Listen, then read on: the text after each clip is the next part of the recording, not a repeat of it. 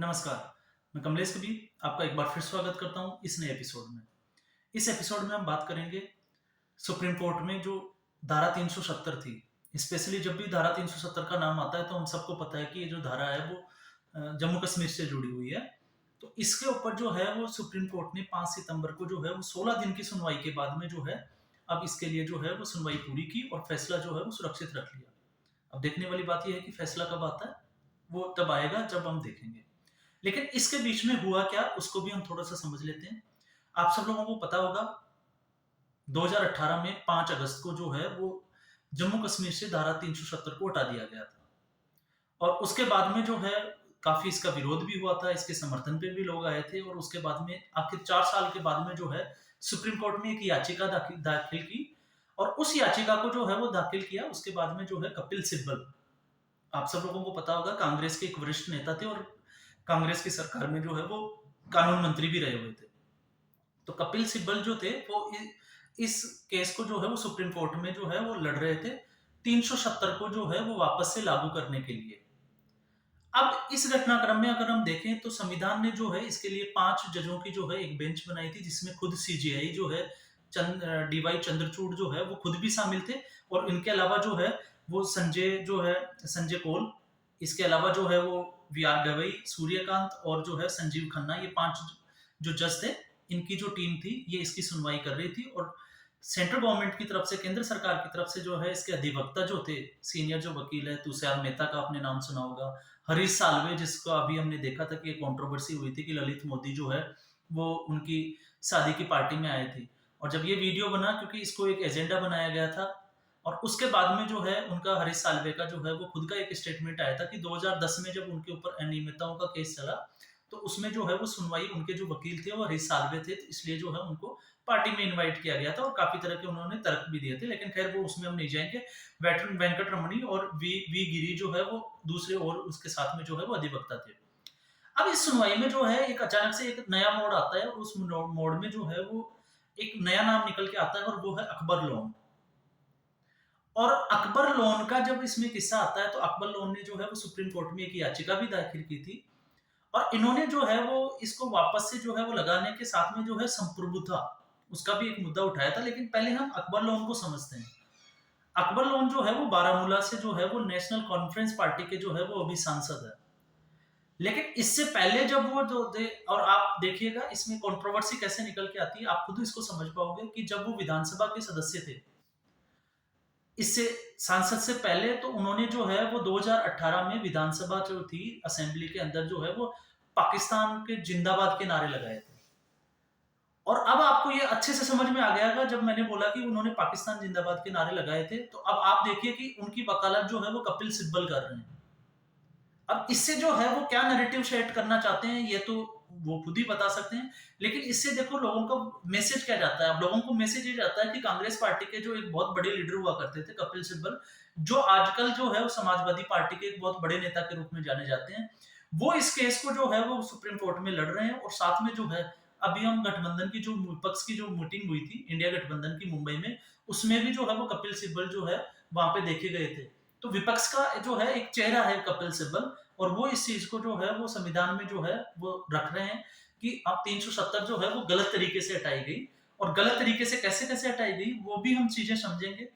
तो उन्होंने जो है वो एक चीज तो ये बोली कि वहां की जो संप्रभुता है उसको जो है वो खतरा है और यहाँ पे जो है विशेष राज्य का एक दर्जा दिया गया था और साथ में उन्होंने एक दलील और दी थी, मैं उस पर भी आपका थोड़ा सा ध्यान लेके जाऊंगा कि जब जम्मू कश्मीर का जब भारत में विलय हुआ था, क्योंकि भारत जो है वो 15 अगस्त 1947 को आजाद हो गया था, लेकिन जम्मू कश्मीर का जो विलय था वो 24 अक्टूबर को हुआ था 1947 को, मतलब उसके 2-3 महीने के बाद में। और ऐसा इसलिए क्योंकि तत्कालीन जो वहां के राजा थे जम्मू कश्मीर के हरि सिंह, तो हरि सिंह जो है पाकिस्तान के कबालियों ने जो है इसके ऊपर हमला कर दिया था और उनसे जो है भारतीय सेना को उन्होंने वहां मदद मांगी थी और उसके बाद में जो है उन्होंने हस्ताक्षर करके और भारत में विलय हो गया था। ये हमें इतिहास में ये पढ़ने को मिलता है। और उस वक्त जो थे तत्कालीन गृह मंत्री थे अपने सरदार वल्लभ भाई पटेल। तो उसके बाद में जो है 1954 में संविधान में जो है वो राष्ट्रपति के द्वारा वहां पे जो है 370 धारा लागू गई थी, लेकिन ये 370 जो थी वो अस्थायी रूप से थी और अस्थायी रूप से ये थी और ये लागू की थी संविधान समिति की सिफारिश के ऊपर राष्ट्रपति द्वारा। और संविधान समिति की जो सिफारिश थी, अब कपिल सिब्बल ये कहते हैं कि ये जो है ये 370 जो धारा थी ये संविधान समिति की सिफारिश में 1954 में जो है वो राष्ट्रपति ने लगाई थी। तो अब इसको जो है आप ऐसे हटा नहीं सकते। अब क्यों नहीं हटा सकते? क्योंकि संविधान समिति है नहीं, और वो इसलिए नहीं है क्योंकि संविधान समिति जो है वो 1957 में जो है वो अलग हो गई थी। तो यहाँ पे देखो, संविधान समिति जो है वो 1957 तक थी और ये अस्थायी रूप से 1954, और उसके बाद में जो है लगातार उस पे जो है ये काम चलता रहा। और उसके बाद में अब जो है वो केंद्र सरकार ने इसको गलत तरीके से, अब गलत तरीके से उन्होंने कैसे समझाया इसको वो भी समझना हमें जरूरी है। उनका कहना था कि इसके लिए जो था, अब 370 क्या थी, 370 में जो है वो जम्मू कश्मीर का जो है वहां की अपनी एक कॉन्स्टिट्यूशन जो असेंबली, या मतलब इसको कह सकते हैं कि वहां की अपनी एक सरकार और भारत सरकार। मतलब आप देखोगे कि वहां के जितने भी जो अफसर्स थे उनकी गाड़ियों के ऊपर जो थे वो एक इंडियन फ्लैग और एक जम्मू कश्मीर का फ्लैग लगा होता था। तो यहाँ पे दो संविधान की बात की जाती थी। अब केंद्र सरकार ने उस वक्त क्या किया था, वो भी एक समझने की बात है, जो दलील दी थी कि केंद्र सरकार ने इसको ये किया था, आपको अगर याद होगा कि पीडीपी के साथ में वहां पे सरकार थी। तो सबसे पहले जब किसी सरकार को जब गिराया जाता है तो फिर इलेक्शन होते हैं, लेकिन गवर्नमेंट ने क्या किया, 3 साल तक वहां उसके साथ रहने के बाद में जो है वो आखिरी के, जब जिसको कहते हैं ना कि 2 साल का जो था ग्रेस पीरियड, उसमें उन्होंने देख पीडीपी के साथ जो है उनको अलायंस को तोड़ दिया। पीडीपी की सरकार गिरी और पीडीपी की सरकार गिरने के बाद में वहां पे राष्ट्रपति शासन लगा दिया गया। तो इससे वहां की विधानसभा जो असेंबली है वो भंग हो गई। अब विधानसभा असेंबली भंग हो गई तो वहां पे बिल लाना और उसको पास कराने का जो केंद्र सरकार का जो झंझट था वो खत्म हुआ। और वहां के जो राज्यपाल था उसकी सिफारिश में जो ये मुद्दा जो है वो सेंट्रल गवर्नमेंट में पार्लियामेंट के पास आ गया। पार्लियामेंट में उसको जो है लोकसभा और राज्यसभा में पास होकर राष्ट्रपति से जो है इसको पास करा लिया गया। और हमने देखा कि उसके बाद में जो है वो धारा 370 हट गई। अब ये धारा 370 की वापस से जो है वो सिफारिश चल रही है और वो लीडर्स कर रहे हैं जो कांग्रेस पार्टी के हुआ करते थे। तो इससे एक चीज तो ये समझ में आती है कि विपक्ष का जो है वो एजेंडा क्या है। दूसरा, मैंने बात की थी अकबर लोन। अकबर लोन वही व्यक्ति है जिसने वहां की जम्मू कश्मीर की जो विधानसभा है उसमें पाकिस्तान जिंदाबाद के नारे लगाए थे। और अब यहाँ पे अगर हम एक चीज देखें कि जम्मू कश्मीर के भी जितने भी जो लीडर्स है, चाहे उमर अब्दुल्ला ले या फारूक अब्दुल्ला, लेकिन उनके ही जो है शेख अब्दुल्ला का अगर हम नाम ले, उस वक्त जब भारत आजाद हुआ था तो वो जो थे वो भारत के विलय के पक्ष में थे। लेकिन आज जो है उनको आजादी चाहिए, और आजादी किससे चाहिए? भारत से आजादी चाहिए। वो अपना एक अलग संविधान चाहते हैं, वो अपनी एक अलग जो है वो राजनीति चाहते हैं, अलग अपना शासन चाहते हैं। ये चीजें जो है वो जम्मू कश्मीर के एजेंडे में है। दूसरा जो उनका था वो था कि इन्होंने जो है वो संप्रभुता कर लिया। तो यहाँ पे जो है इनकी संप्रभुता कैसे खतरे में है, तो इनका ये कहना था कि जम्मू कश्मीर जो है वो भारत का एक अभिन्न अंग है। ये उनकी जो दलील थी उसका एक प्रमुख, जिसको बोलते हैं कि एक मेन जो भाग है, वो मैं आपको बता रहा हूँ कि जम्मू कश्मीर पहले भी भारत का एक अभिन्न अंग था। तो फिर अगर वो भारत का अभिन्न अंग था तो अब आज क्या जरूरत आ गई कि हमें जो है वो जम्मू कश्मीर में 370 वापस चाहिए। तो ये कंट्रोवर्सी जो है वो देखने वाली बात है। और इसी से जो है वो विपक्ष का एजेंडा जो है अब लोगों के समझ में आ रहा है।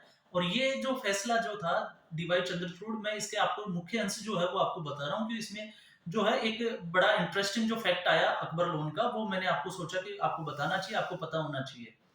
तो ये चीजें जो है वो डीवाई चंद्रचूड़ की उसके जो संविधान की जो बेंच थी उसमें सुनवाई हुई। 16 दिन तक ये सुनवाई कंप्लीट वो चली और उसके बाद में जो है अब इसको फैसला सुरक्षित रख लिया। तो अब देखने वाली बात है कि जब इस कंट्रोवर्सी को हम देखते हैं, संविधान की जो सुनवाई हुई और जो दलीलें जो दी गई दोनों तरफ से, चाहे पक्ष हो चाहे विपक्ष हो, केंद्र सरकार की तरफ से भी दी गई और पक्ष विपक्ष जो है कपिल सिब्बल की तरफ से भी जो है वो इसमें दलीलें दी गई। तो अब इन दलीलों के बाद में जब दलीलें दी गई और डीवाई चंद्रचूड़ के जवाब से, तो हमें यही लगता है कि ये जो है ये डीवाई चंद्रचूड़ जो है वो पहले भी कह चुके हैं कि अब जो है वो 370 धारा जो है वो हट गई। तो अब इसका जो है इसके ऊपर जो है हम बहस कर सकते हैं, लेकिन इसके ऊपर जो है वो कंप्लीटली अगर हम इसको ये देखें कि दोबारा ये होनी चाहिए, गलत तरीके से लगाई गई है, तो ये चीजें जो है ये बहुत मुश्किल है। तो ये हमने ऑलरेडी बहस में देखा है। तो फैसला क्या होगा वो हम सबको पता है कि इसका फैसला किसके फेवर में आने वाला और किसके फेवर में नहीं आने वाला। लेकिन इंपॉर्टेंट जो फैक्ट था वो मैंने आपको बताया अकबर लोन वाला। और ऐसे लोग जो है कि आज आप एक चीज सोच सकते हैं कि जो पाकिस्तान जिंदाबाद के नारे लगाने वाले लोग जो है वो हमारी पार्लियामेंट में बैठते हैं। वो एक सांसद है और उनके नाम के आगे जो है वो माननीय सदस्य लगता है, माननीय सांसद।